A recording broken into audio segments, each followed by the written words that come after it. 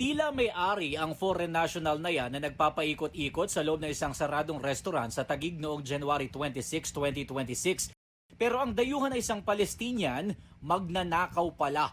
Ayon sa NCRPO, natangay noon ang 35 anyos na sospek ang nasa 50,000 pesos na halaga ng mga gadget at cash ng restaurant.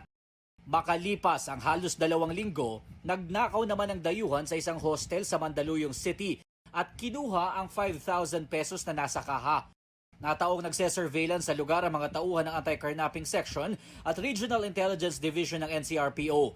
Narinig daw ng mga operatiba ang paghingi ng tulong ng may-ari ng hostel kaya agad nilang hinabol ang sospek.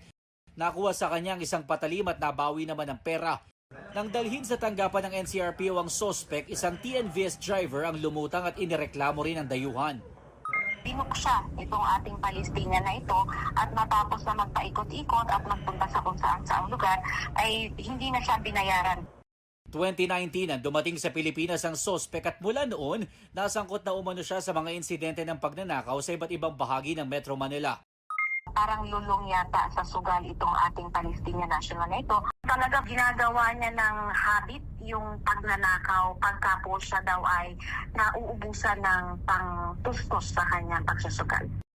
Ilang beses na rin daw siyang nakukulong pero nakakalaya rin dahil sa kakulangan umano ng ebidensya. Ang ibang kaso naman, hindi natutuloy dahil sa inaatras ng complainant.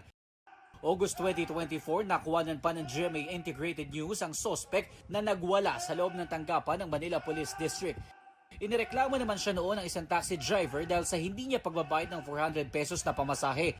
Mananatili sa kustodiya ng NCRPO ang sospek habang inihahanda ang kaukulang reklamo laban sa kanya. Tumanggi naman magbigay ng pahayag ang dayuhang sospek. Para sa GMA Integrated News, Jomer Apresto nakatutok, 24 oras.